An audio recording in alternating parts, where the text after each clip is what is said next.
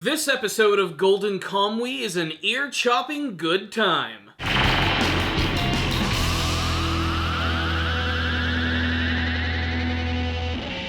The Golden Kamuy anime series really needs to decide if it's going to be a comedy or if it is a show to be taken seriously, as it manages to shift gears in the most ridiculous and blunt ways possible. The first half of this episode is deathly serious and is filled with some of the goriest stuff that I've seen from the franchise, and most of that actually comes from the sound design, which is absolutely horrific in this episode, but the second half devotes more of its time to the hilarity of the characters, whether it be their incredible quirkiness, their ridiculous over-the-top expressions, or just the weird random moments, like watching Sugimoto and Shiraishi pine over a spring flower.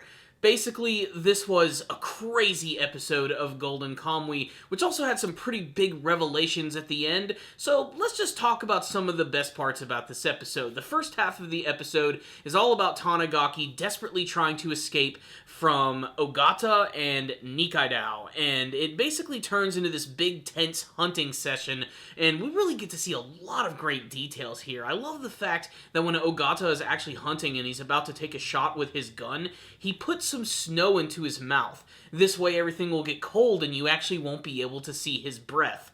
That's pretty freaking hardcore. I thought it was just some sort of weird ritual that he went through, but I'm guessing that is the case, and if it is, that's pretty freaking awesome right there. And they're desperately trying to find Tanigaki, and they think they got him when they find a fire which has a dead deer next to it, and Nikaido decides to go and check it out, when suddenly he's attacked by a bear. And guess what? It's CG. The CG bear returns, and it's just as ruthless as ever, as it basically ends up ripping off Nikaido's ear, and this all ends up being a big distraction, allowing Ogata to reveal himself. But this ends up biting him in the ass because he doesn't realize that Tanigaki has a gun. He ends up shooting him at point-blank range. The 7th Division shows up out of nowhere, and it's at this point that Ogata's like, you know what, I think I'm kind of done with these guys, and he decides to leave, but not before injuring a couple of people in the process, which ends up slowing them down. When Tsurumi finds Nikaido, he basically tortures him, trying to get some information out of him, and ends up cutting off his other ear, for the sake of symmetry, of course. And I have to admit that Nikaido is pretty freaking awesome for barely even making any sound when this happened. Although Tsurumi decides he wants to get more out of him and even claims that he's going to cut his eyeballs and his nose out. Basically, this guy's not saying a word. However, the minute he even mentions Sugimoto, that's when he immediately decides to give up one of the men in his group, who suddenly gets tortured and presumably gets his face cut off. And they don't show anything here, but wow, the sound effects and the voice acting from this guy just make it so freaking terrifying. You can actually hear all of the detail and things that Tsurumi is actually doing to him, and yet again, it also paints Tsurumi as an absolute madman, and probably my favorite villain from the series thus far. The second half of the episode is where things start to pick up a little bit more for Sugimoto and their group. They get to go through another Ainu history lesson, which is something that I think the series has been very fascinating with. As I've learned so much about Ainu culture just from actually watching this show, and we get to see that they arrive at this river, which has an Ainu dam next to it, which is where they capture all of these very specific fish. And they also honor this one massive fish, which is something that you hear in a lot of different cultures, the tale of a super fish. And what's really funny about this scene is the way that it's set up, because initially you have this great scene where Shiraishi is talking about mermaids. They're half people, half fish. When you eat them, you actually end up becoming younger and gaining a lot of youth. And then when Shiraishi ends up falling into the river, he ends up getting swallowed by this giant fish, and luckily he is saved. But when he comes out of the river, it's his lower half which is being eaten by the fish, and he quite literally looks like a mermaid. It's a silly, stupid joke, but it's the type of stuff that I actually expect from this series. Shiraishi is actually saved by some random Ainu who goes by the name of, and I'm going to mispronounce this because I mispronounce every name in this show, Kiroranke Nispa. At least that's the way I think it's pronounced. And he is an Ainu who apparently used to be in the 7th Division, which immediately causes a lot of tension between him and Sugimoto, but luckily he decided to leave after the war and has nothing to do with Tsurumi's group. But the main reason this guy is so important is because he was actually a good friend of Asurpa's father. It's also confirmed we learn a little bit more about her Japanese name in this episode, and yes, Hijikata was looking for her.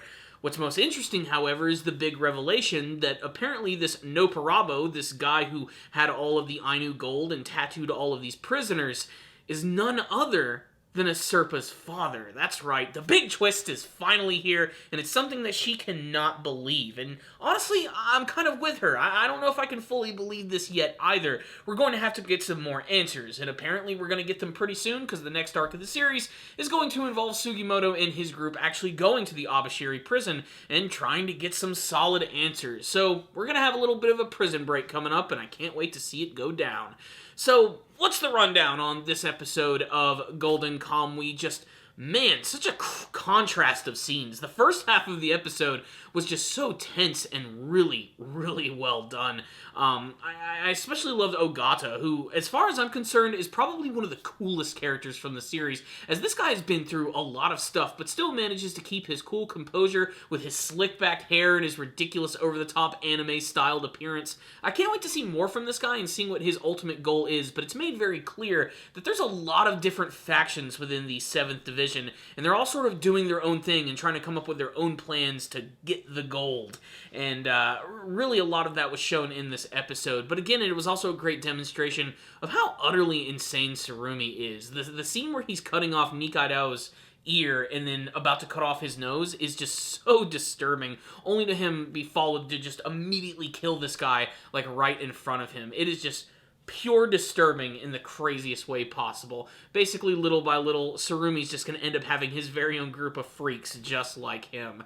I also do love that they're building up Hijikata just a little bit more in this episode. He's always been sort of in the background of almost every single one, but you're just sort of waiting for that moment with that character to see how truly important he's going to be and what sort of impact he's going to have on Sugimoto's group. Sugimoto and Shiraishi in this episode just demonstrated again that they're such a great pair. They're so different from one another, but watching them is funny, especially because they can go from being incredibly intense and manly, and one moment they're pining over this flower which is popping up out of the snow. It's hilarious. They basically turn them into Japanese schoolgirls in, like, the blink of an eye. And that's another thing. This show is just really funny at times. A lot of that is owed to the character expressions, most of which actually come from a Serpa. It's just crazy that this series can actually disturb me but make me laugh just a couple of seconds later. That can be really hard to pull off, but Golden Kamuy so far has been doing it really, really well. It's also still had a very engrossing story that still continues to suck me in. Still, not the best animation and artwork in the world, but if anything, it's introduced me to the franchise of Golden Kamuy, and if this series does come to a close in its anime format, I'm definitely checking out the manga because it looks like it's worth seeing. So, there it is. That's my thoughts on this episode right here. I'm going to give it a 5 out of 5. Yes, even with the faults in the animation, the artwork, the story is really engrossing, and for it to be able to switch between comedy and really disturbing stuff sometimes can backfire. But it truly does work in this show right here. I also just love all the different character arcs that are going on with everyone, and everyone going off on their own path and finding out the secret of this gold. The revelation of Noburabo possibly being the father of a Serpa is a pretty freaking big deal for the show, and there are definitely some non-subtle hints to that, especially if you look at the intro of the show and how secretive they're actually keeping this Noburabo guy. Still, I can't wait to see how it's all going to unfold, and you should definitely be checking it out if you're a fan of the manga version, or if you just want to see how this anime is going to turn out. I highly recommend it. So that's my thoughts on the episode. I'd love to get yours, however. You can tell me all of them in the comment section below, and what you hope to see from the rest of Golden Kamuy. Thank you guys for watching this review. I'll see you guys next time, and as always, stay damn down, baby.